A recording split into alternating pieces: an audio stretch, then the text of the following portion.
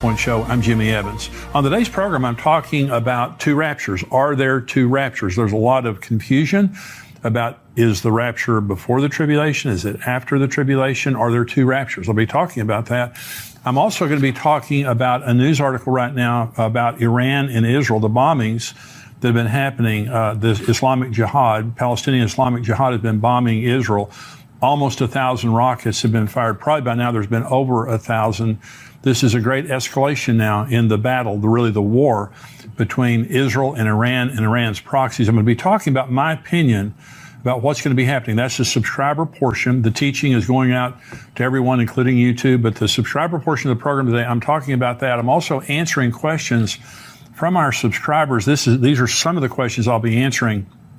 The first is, why do some people get to make mistakes all their lives, be the worst person for decades, and then find their way to Christ? And some people die when they're still young and dumb and haven't really had a chance to figure that out. Does God already know their future, that they would never turn around, and so he lets them pass away early into damnation?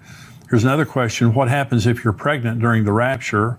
Another question. Why does God bind Satan for 1,000 years instead of just throwing him into the lake of fire with the false prophet and the Antichrist? Those are good questions. I'll be answering those questions today. Again, this is the subscriber portion. When I talk about the news articles, when I answer questions from subscribers. If you're watching on YouTube, I want you to become a subscriber for $7 a month, $77 a year. You don't just get the full program here. You get Dr. Mark Hitchcock's podcast tomorrow. Wonderful podcast, Marking the Times. All of our articles, Q&A that goes on all week long in the news articles and things like that. So I want you to become a subscriber of endtimes.com. So the question today, this is actually a question from Becky. And I read her question, and what I wanted to do was just to unpack this fully and not answer it quickly. But here's Becky's question. Is Matthew 24 written in chronological order of events? The tribulation is mentioned prior to the verses that speak to the rapture. Reading it chronologically, it would make a good argument for a post-tribulation rapture. And Becky, I'm so glad that you asked that question, because this is something I needed to patiently talk about for a long time. And that's why I'm so glad you asked that question, so I can talk about this today.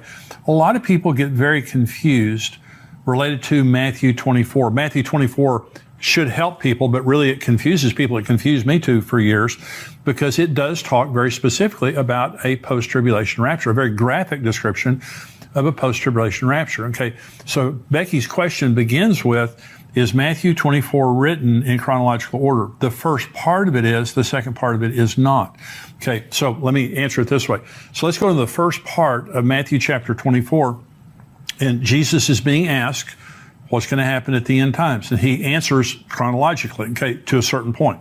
This is Matthew 24. Jesus went out and departed from the temple, and his disciples came to him to show him the buildings of the temple. And Jesus said, do you not see all these things? Assuredly, I say, yet not one stone will be left here upon another that shall not be thrown down. Now, as he sat on the Mount of Olives, the disciples came to him privately, saying, tell us, when will these things be, and what will be the sign of your coming and of the end of the age? And Jesus answered and said to them, take heed that no one deceives you, for many will come in my name, saying, I am the Christ, and will deceive many. And you will hear wars and rumors of wars. See that you are not troubled, for all these things must come to pass, but the end is not yet. For nation will rise against nation, kingdom against kingdom, and there will be famines, pestilences, and earthquakes in various places. All these are the beginning of sorrow. So let's stop right here. So Jesus, these are the birth pangs. This is where we are right now. By the way, we're seeing many of these things happening right now, and the pieces of rebuilding the temple are in place. So if you want to see firsthand the places being discussed in these verses, many other key end times locations, plan to join Pastor Ed Young and myself this December for our tour of Israel. We're going to have a great time. Pastor Ed Young and myself, we're taking a very large group. There's still room for you. And by the way, we have 5-star groups that are staying in the best places. We have economy groups. There's different price ranges that you can pick when you go. So if you want to stay in the best hotels and have all the best accommodations, we have places for you. If you want to go more of an economy route, we have that also. Again, go on endtimes.com and sign up to go to the Israel trip coming up this November. And so what is happening right now is the fulfillment of the first part of Matthew 24. Wars and rumors of wars, nation against nation, kingdom against kingdom. You can check that box. It's happening all over the world right now, but also famines, in earthquakes, and all those kinds of things like that, in pestilences. These things are happening right now. So we're in the birth pains. And I've said this before, when a woman's having a baby, the birth pains start kind of mild. I'm saying mild. I don't think a woman would say that. They're kind of mild. And then they get very intense and very close together. We're seeing intense birth pains right now, extremely intense. And so I believe a birth is about to happen. And that birth is the kingdom of God and the rapture and things like that. But Jesus is now in chronological order, just going through the signs of the time. He said, the end is not yet. These are the beginning of birth pains. This is verse 9 now. He's going to continue to go in chronological order. Then they will deliver you up to tribulation and kill you. Now now we're into the tribulation. And you'll be hated by all nations for my name's sake, and then many will be offended. Will betray one another and will hate one another. Then many false prophets will rise up and deceive many. And because lawlessness will abound, the love of many will grow cold. But he who endures to the end shall be saved. And this gospel of the kingdom shall be preached in all the world as a witness to all the nations, and then the end will come. Therefore, when you see the abomination of desolation spoken of by Daniel the prophet standing in the holy place, whoever reads, let him understand. Then let those who are in Judea flee to the mountains. Let him who is on the housetop not go down to take anything out of his house. And let him who is in the field not go back to get his clothes. But woe to those who are pregnant and to those who are nursing babies in those days. And pray that your flight may not be in winter or on the Sabbath. For then there will be great tribulation, such as not been since the beginning of the world until this time, no, nor ever shall be. And unless those days were shortened, no flesh would be saved. But for the elect's sake, those days will be shortened. Then if anyone says to you, look, here's the Christ, or there, do not believe it. For false Christ and false prophets will rise up and show great signs and wonders to deceive, if possible, even the elect. See, I have told you beforehand. Therefore, if they say to you, look, he is in the desert, do not go out. Or look, he is in the inner rooms, do not believe it. For as the lightning comes from the east and flashes to the west, so also will be the coming of the Son of Man. For wherever the carcass is, there the eagles will be gathered together. And this is where he talks about the rapture. Immediately after the tribulation of those days, the sun will be darkened, the moon will not give its light, the stars will fall from heaven, and the powers of the heaven will be shaken. Then the sign of the Son of Man will appear in heaven. Then all the tribes of the earth will mourn, and they will see the Son of Man coming on the clouds of heaven with power and great glory. And he will send his angels with a great sound of a trumpet, and they will gather together his elect from the four winds, from one end of heaven to the other. Okay, so let's stop right here. Now, this is all chronological, and he goes right to the end of the tribulation. And Jesus says, graphically, immediately after the tribulation of those days. And he says the sun will be darkened, the moon will not give its light, the stars of the heaven will not shine, and the powers of the heavens will be shaken.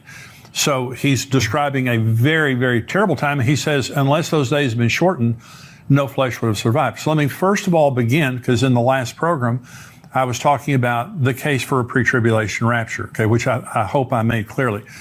There is a post-tribulation rapture. Jesus says immediately after the tribulation of those days. There's no doubt about the fact that he's talking about at the end of the tribulation, there's going to be a gathering of the living and the dead people who accepted Christ after the first rapture and during the tribulation. So after these verses, okay, after verse 31, Jesus changes timelines here, okay.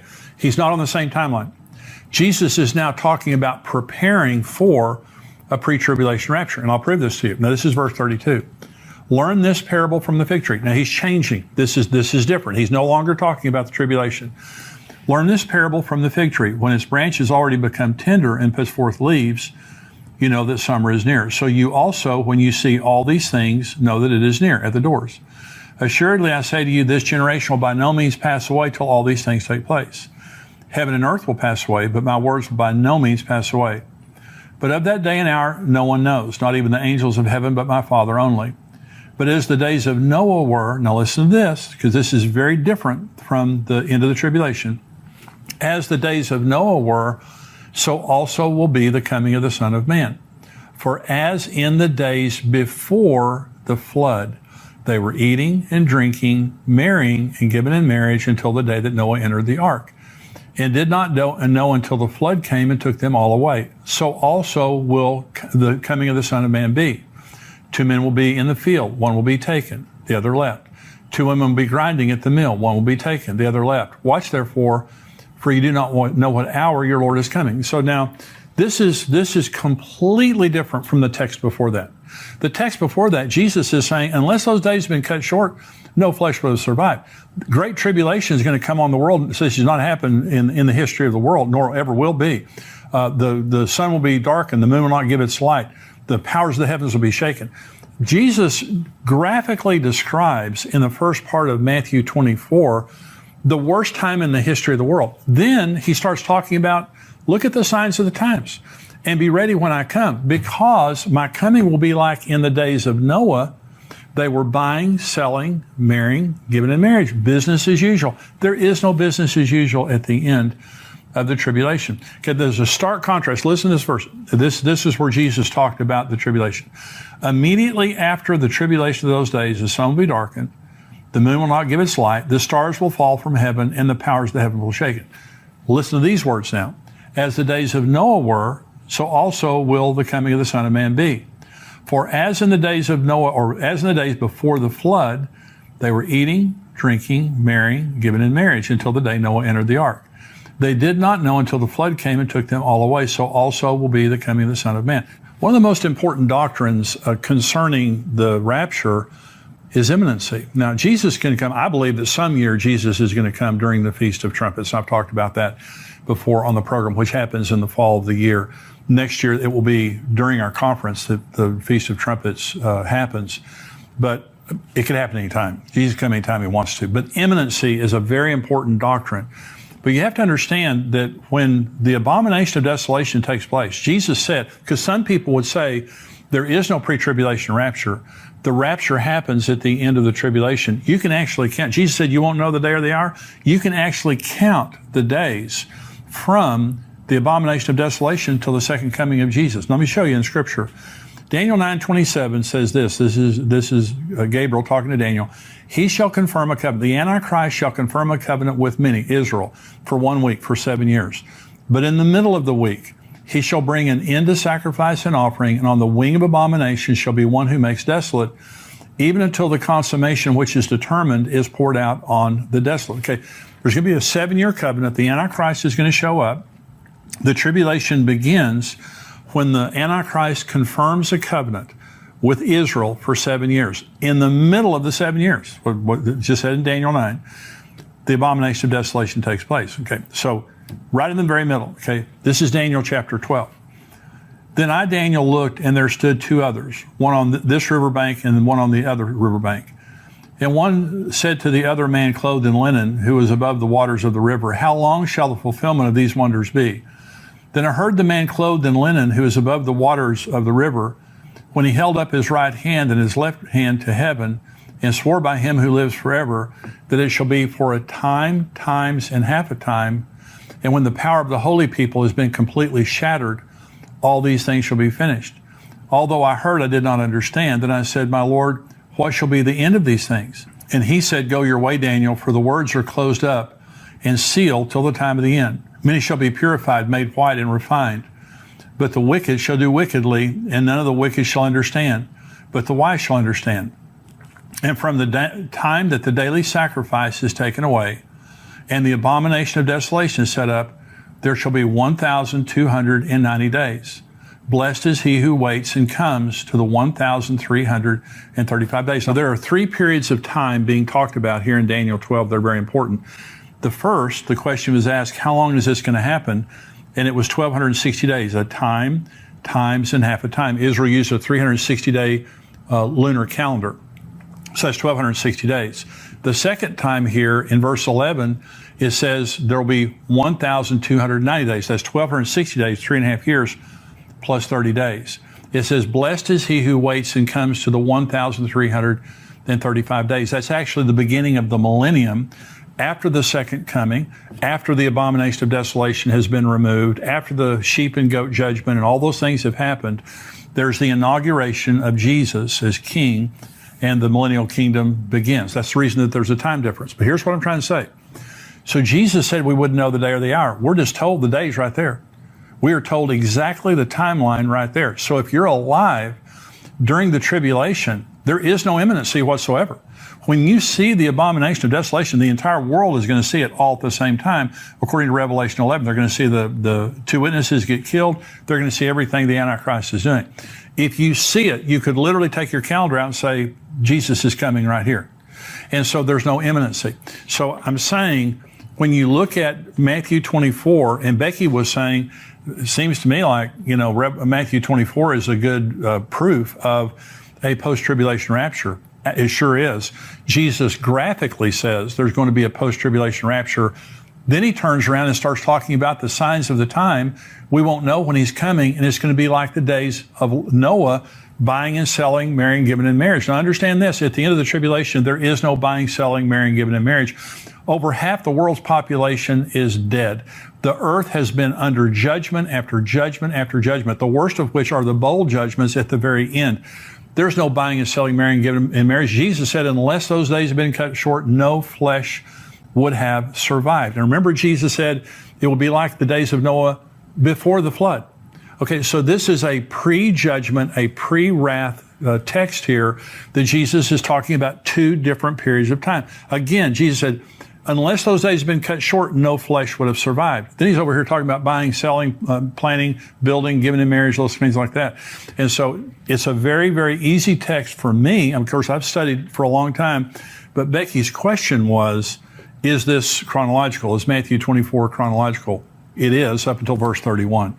Jesus begins, when his disciples question him, he begins by talking about the birth pain judgments, all the things that will be happening up until the tribulation, that he says, then you're going to be going to great tribulation.